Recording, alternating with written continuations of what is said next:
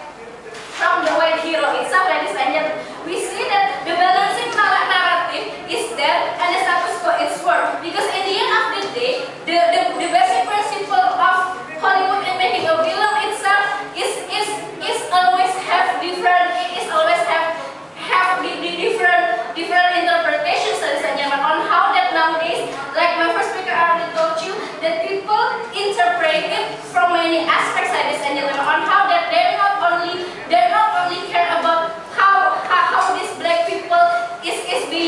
being lazy or somewhat, but they also see this, but instead they see that we should